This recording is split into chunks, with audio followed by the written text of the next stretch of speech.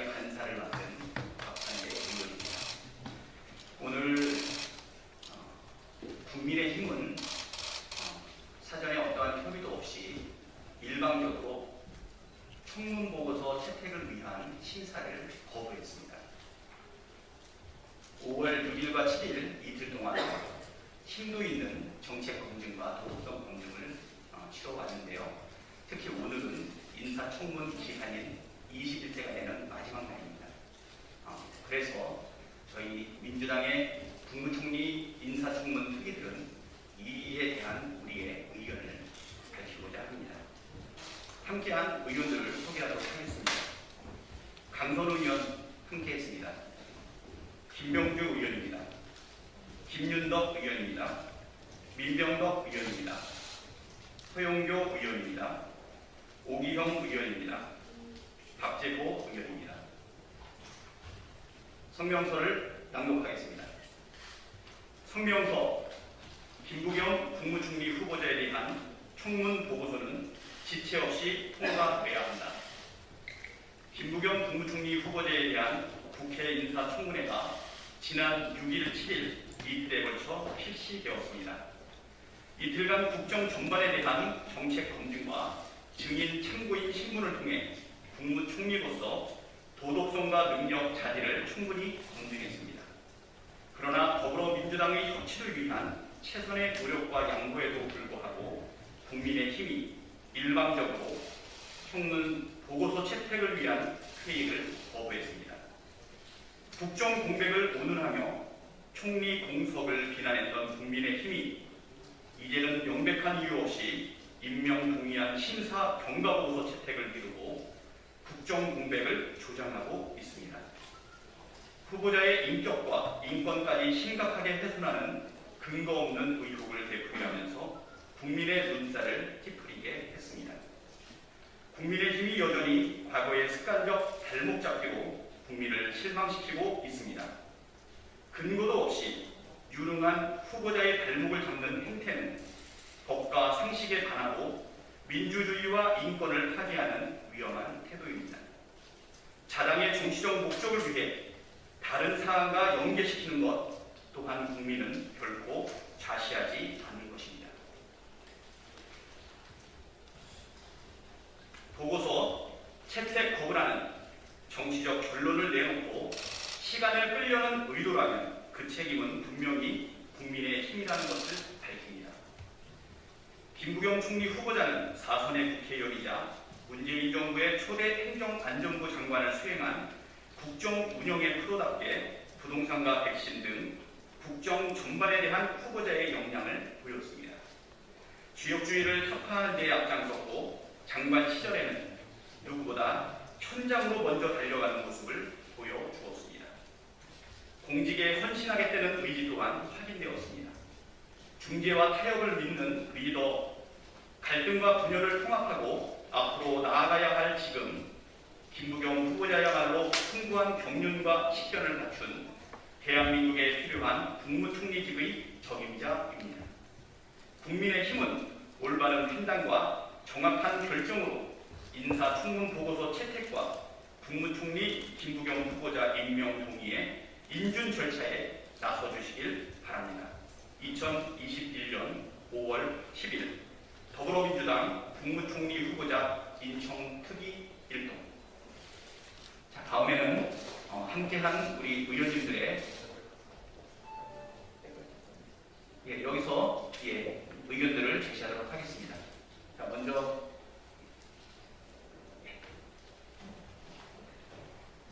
김부겸 후보자 인사청문위원 서영교입니다. 저는 행정안전위원회 위원장입니다. 행정안전위원회 위원장으로서 행안부 장관을 역임했던 김부겸 국무총리 후보자가 얼마나 일을 잘해왔었는지, 특히 코로나19로 이렇게 어려운 이 시기에 이 재난을 극복할 가장 적임자이고 산불, 강원도 고성 산불 등 험난한 화재 현장에서도 이 취임식을 그곳에서 하는 정도로 열정적으로 일을 해왔던 가장 적임자인 김부겸 총리 후보자. 야당도 가장 소통을 잘할 수 있는 사람이라고 이야기를 하고 있습니다. 그리고 가장 잘된 선임이라고 이야기했습니다.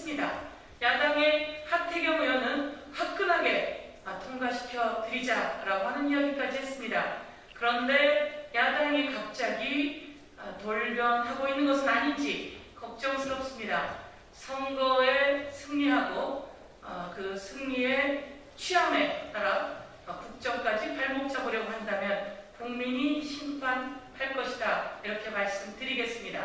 하루빨리 국무총리 인사청문 보고서를 채택하고 본회의에서 통과시켜서 국정의 공백이 생기지 않도록 특히나 어려운 이 코로나19 시기에 국무총리 후보자가 제대로 일을 할 수 있도록 국무총리 청문 보고서를 통과시키는 일에 빨리 나서줄 것을 강력히 촉구하겠습니다. 다음에 김용주 의원 의견 주시겠습니다. 네, 이번에 인사청문회 청문위원을 담당했던 더불어민주당 김병주 의원입니다. 저는 청문회 시작부터 끝날 때까지 청문회가 정쟁이 당해돼서는 안 되고 국무총리의 능력과 자질을 검증하는 자리가 돼야 되겠다는 걸 무차 강조해 왔습니다.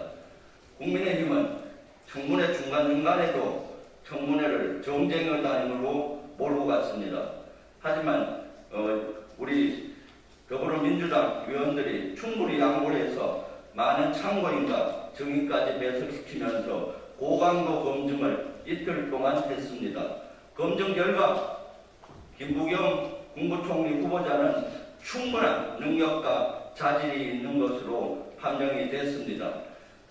그럼에도 불구하고 청문회가 끝난 후에도 다시 정쟁의 이러한 수단으로 이용하고 있습니다. 청문회가 끝나면 청문회 경과보고서가 채택이 되고 본회의에서 인준이 되어야 되겠죠. 그런데 이러한 절차조차도 하지 않는 것은 청문회를 정쟁의 장으로 몰고 가는 형태입니다. 빨리 국민의힘은 청문회 경과보고서를 채택하고 본회의에서 인준 동의를 동의안을 빨리 인준해서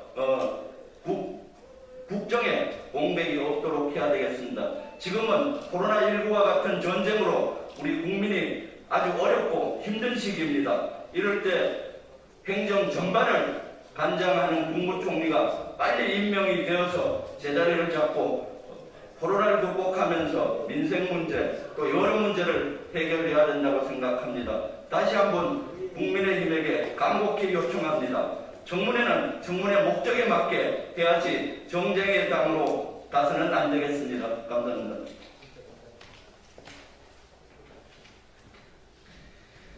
네, 인사청문위원 민병덕 의원입니다.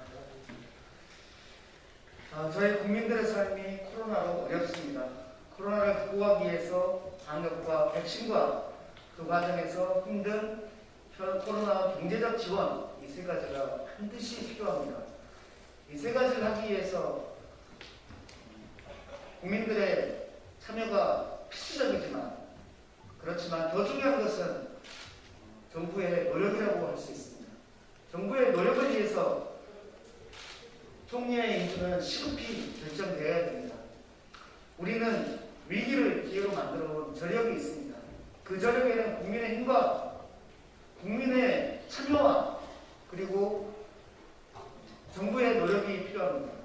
정부의 노력을 위해서 국무총리의 인준이 반드시 필요합니다. 국민이 정치를 걱정했어야 되겠습니까? 이런 모습이 정치가 국민의 발목을 잡는 모습입니다. 하루빨리 국민의힘당은 총리를 인준해서 국정을 바로 세울 수 있도록 도와야 됩니다.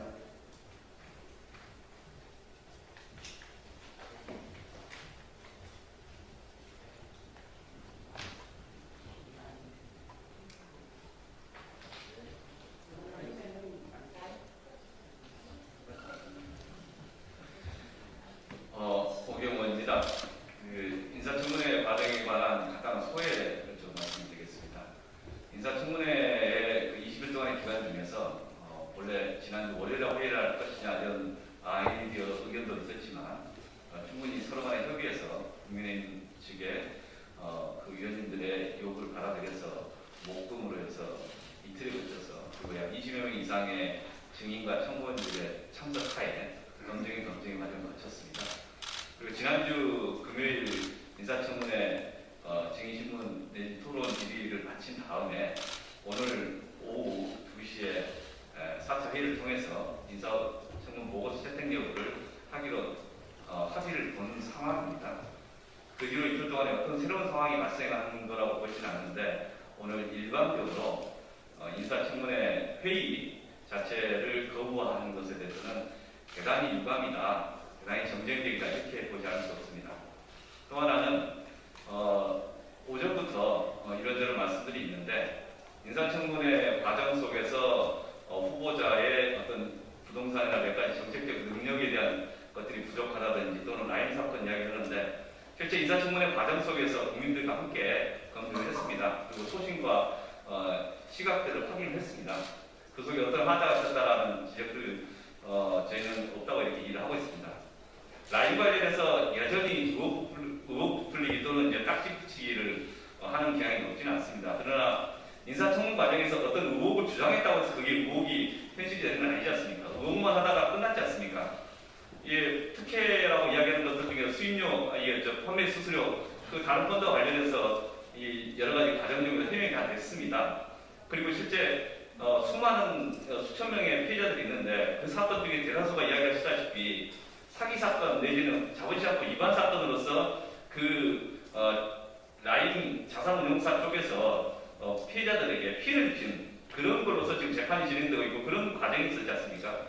그런 그 피해자 중에 일원으로서 관련되어 있는 가족이 있다고 해서 이걸 오히려 무슨 그 권력형 내지는 뭐 딱지 붙이기 하는 것 자체가 대단히 유감이 아닐 수 없습니다. 그래서 지금 현재 국민의힘 쪽에 말씀하신 것들 중에서 제기하는 의혹 중에 제대로 정리된 게 하나도 없었다. 그 지금 상황에서 오히려 국민의힘 쪽에서 뿐만 아니라 많은 분들이 인식하고 계실 겁니다. 그리고 오히려 이번 후보자 중에서는 그래도 적절한 후보자이지 않냐라는 공감과 의견이 있지 않습니까? 그런 직접 하셨던 말씀들 그리고 평가들을 굳이 애써 외면하고 이 절차에 협조하지 않는 것 이것 다분히 정쟁적이다. 그리고 이게 결코 바람직한 건 아니다라는 말씀을 드렸습니다. 이상입니다. 예, 국난 앞에서 재난 앞에서 여야가 까부있을 수 없습니다. 재난에 고통받고 있는 국민 앞에서 정쟁을 멈추고 빨리